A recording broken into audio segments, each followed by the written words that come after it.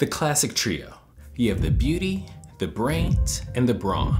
The perfect powerhouse team able to complete any mission, solve any problem, and your secret weapon to unlocking epic vacation escapades. And in this video, I'll be explaining how you'll be able to conquer that luxury travel lifestyle through the secrets of maximizing, maybe even tripling, your travel rewards. But before we get into all that, hi, I'm Lonnie, and the world could be your oyster. But if you try cracking it open with just one card, well, you may end up with sand in your teeth. Thus, the Card Trifecta, a common card strategy that can supercharge your travel rewards, earning you mountains of miles and swimming pools of points, which you can use for an upcoming vacation. Each card is a master of its own domain, working together, perfectly balanced, as all things should be. Oh my! This is why card trifectas are so important and why you should consider them for your setup. Let's talk about it. To start, there are 3 types of card trifecta strategies. Hold on, let me back up a second. Before we get to that, we need to define exactly what a credit card trifecta is. Anyone want to take a stab at it? Bueller? Bueller? Bueller? Well, if you ask Google, it'll tell you that a credit card trifecta is a card strategy that involves using a combination of cards from the same issuer to maximize rewards and earnings. Now, even though this is a satisfactory definition, the nerd in me disagrees in 3 minor parts. First, the combination of cards. Although correct, we need to be more specific to a combination of 3 cards. I mean, it's called a trifecta. Tri meaning 3. Secondly, it's important to note that this is a beginner card strategy.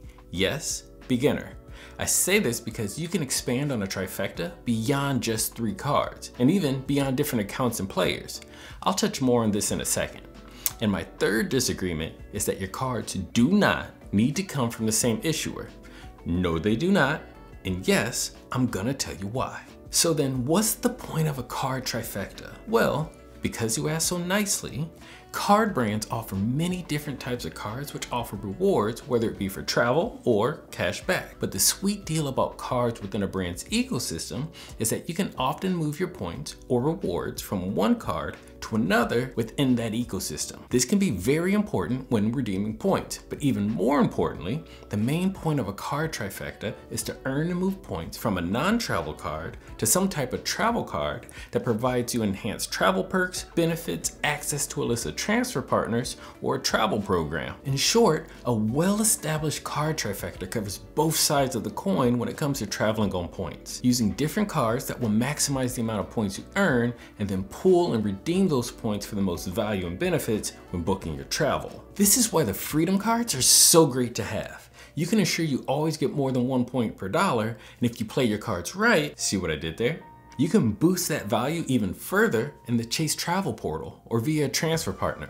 But I'm getting way ahead of myself. Okay, bringing it back, there are 3 types of card trifecta strategies: brand trifectas, partner trifectas, and goal-oriented trifectas. For brand trifectas, this would be the most common and involves building your strategy all within the same card brand, such as the ever so popular Chase Trifecta. A brand trifecta's purpose is to use the multiple cards to receive a higher amount of reward earnings for every dollar you spend while covering a vast majority of your spend categories. But there are various trifecta builds under every card brand. Amex, Capital One, Discover, they all have one you can use or make. I'll get into more detail in a bit, but for now, let's get to that second build strategy, and that's partner trifectas. Partner trifectas are based around a select airline or hotel transfer partner, or a selection of partners who all work towards a specific goal. This is where cards do not have to all come from the same bank or issuer. A great example of this could revolve around United Airlines and earning as many points or miles as possible, which will ultimately end up being used with or through United, such as the United Mileage Plus Explorer card,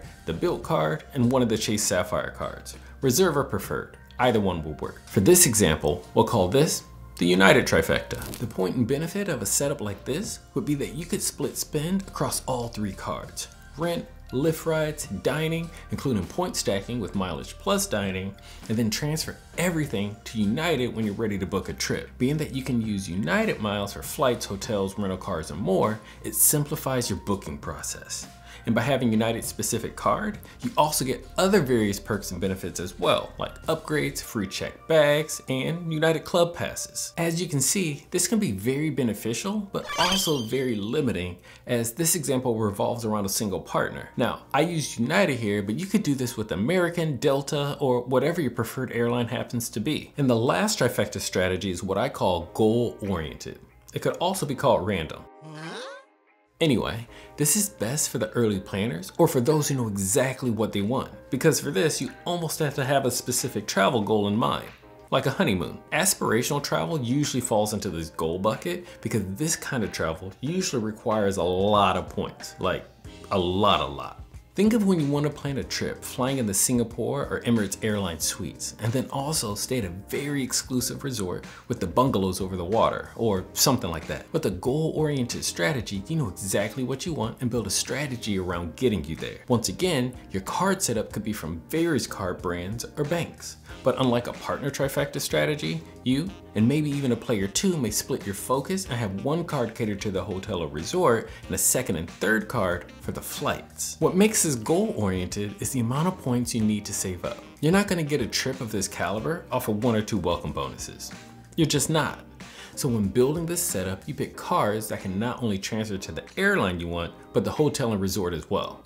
Using Singapore and Emirates again, where you're able to transfer points from almost every card brand respectively, you can now find the best card or cards to maximize every dollar you spend, ensuring you get the proper combination to get you to your goal. Make sense? So what's your favorite trifecta build? Tell me yours and I'll tell you mine. Put it in the comments, and if you think you know what it is, hit that subscribe button. And if you don't, hit that like button and I'll tell you at the end of the video. Okay? Let's get back to it. Now, the second main part about using a trifecta is the strategic way to how you're able to earn your point. I say strategic because you want to use each card in a very specific way, and that will be a way that gets you more than 1 point for every dollar you spend. Which takes us back to our trio of characters, starting with the beauty. This would be your specialist card that earns multiple points on specific bonus categories if you're spending budget, such as groceries or gas. The Chase Freedom Flex is a great beauty card as it gets 5% back, which in Chase World is 5 ultimate reward points per dollar on select categories each quarter of the year, up to $1,500. This is just one example. Depending on your lifestyle, your beauty card could revolve around Lyft or Uber, if you take those often. Or with dining for those that don't cook or live in metros like New York and eat out often and can earn extra points there, like with Built or Mileage Plus dining. This could be up to 10 points per dollar. Whatever works for you, it's beautiful. As for the Brains card, this is your smart catch-all card. This is a card you use for those non-bonus all of the purchase categories that would normally only get you 1 point per dollar. But here, this smart little card is able to get you more than that, whether it be 1.5 points per dollar for Chase Freedom Unlimited or 2 points per dollar, in this case miles, with the Capital One Venture X. Yes, I know this doesn't sound like much, and sure, this type of card can get you more points on bonus categories as well, which you should consider if you're building a partner or goal-oriented strategy. But the main point of the Brains card is to ensure you always get more than just 1 point per dollar for any non-bonus category purchase. This takes us to our last character card, and that's the Brawn. This big beastly gets the work done. This card comes with perks, insurance, access to a handful of other benefits to achieve your goal. This can come in the form of credits, upgrades, lounge benefits, or in the case of redeeming points, access to a card's portal, or transfer partner. The Brawn cards usually are high-end travel cards like the Amex Platinum, Chase Sapphire Reserve, or Venture X, but there are plenty of options out there. I personally like the Sapphire Reserve, as you can get the additional 50% boost on your points when redeeming them in the Chase Travel Portal. You know, if you're into that sort of thing. Okay, now that we have our points and our trio, we can now get to what's the point of all this and how to maximize it all. As I mentioned earlier, the whole point of a card trifecta strategy is to pool those points into a goal or wherever you'll get the best value. Even this can happen a few different ways depending on the type of trifecta you're building. With brand trifectas, you'll pull them all into your Brawn cards. Such as with Chase, you'll take the points from your Flex and Unlimited card and then move them into your Sapphire card, as this is a card that has all the perks and access to the transfer partners. If you're building a partner trifecta, you'll pull those points within a specific partner, such as moving them all to United like in my earlier example. And with goal-oriented builds, You'll pull them where you want to use them, like the resort or airline, so you can fly in those suites before you sleep in a different hotel suite, and that's pretty sweet. Anyway, there are many different ways to build a trifecta that works for you. Partner setups are pretty self-explanatory. Pick the partner that's best for you and your goal. Remember my United example. You can use it, or build one around your preferred airline.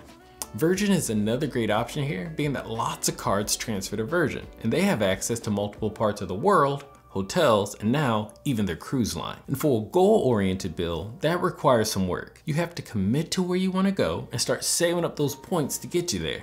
Picking an airline and hotel is the simple part. The hard part is finding your trio of cards that can work together to get you the points you need. But it's not impossible, and I'm here to help. So drop a question down below if you need to. And lastly, the most common and easiest builds are those brand builds, like with the Amex Platinum, Gold, and Green card. Or swap the green with the blue business cash. And of course, what would a trifecta video be if I didn't mention the ever so popular Chase Trifecta, consisting of the Freedom Flex, Unlimited, and the Sapphire Preferred or Reserve. Personally, I have the Reserve, and for multiple reasons, which I've explained in this video. Or check out this other one for other travel tips and tricks. Either way, I'll catch you in the next one. Peace.